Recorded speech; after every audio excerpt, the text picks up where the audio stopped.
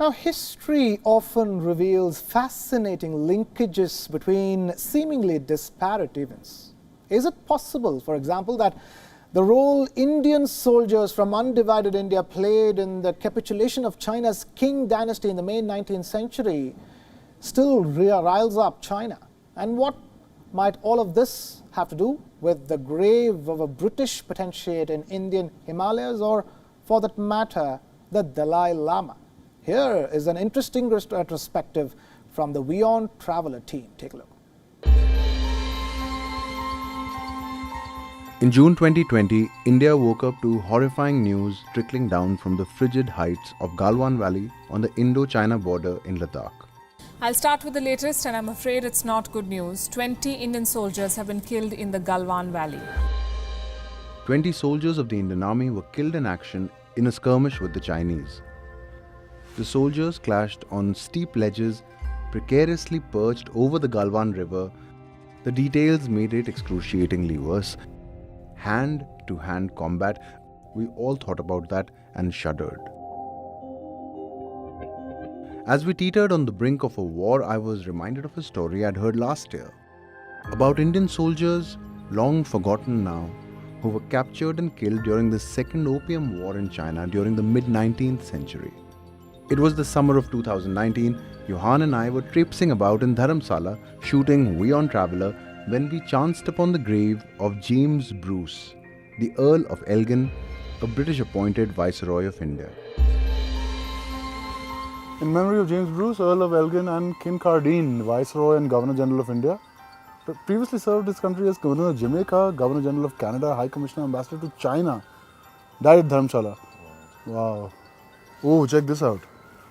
When he was in China, in retaliation for the torture and death of 20 European and Indian soldiers, he ordered the destruction of the old summer palace at Beijing. Wow. In 1860, the Second Opium War between the ruling Qing Dynasty in China and an Anglo-French army was drawing to a close. The Allied forces included Indian soldiers from various cavalry and infantry units, including the Sikh and Punjab regiments. As the Allied army marched towards Beijing, then known as Peking, the chief British diplomatic envoy and his entourage that included 20 Sikh soldiers were captured and subsequently tortured by the Chinese army. There is no record of the number of Indian soldiers amongst the dead or their names, but by verifiable newspaper reports, the number is likely to have been anywhere between 15 and 19 men. Enraged by this murderous act, especially after mutilated bodies of the dead soldiers started arriving, the leader of the British forces ordered the destruction of the old summer palace of the Chinese emperor.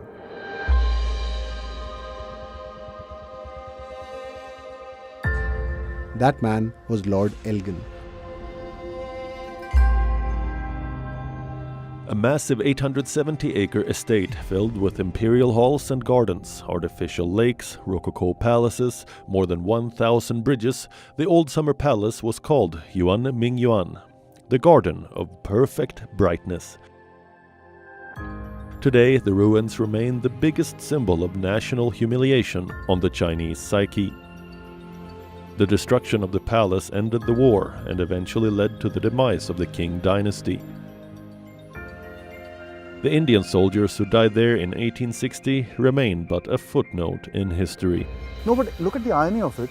So this bloke burnt down the old summer palace, inflicting the Chinese an irreparable loss. This is where the Tibetans came in 1959, fleeing from the Chinese. Isn't that nuts? Wow. And now the Dalai Lama lives in his house.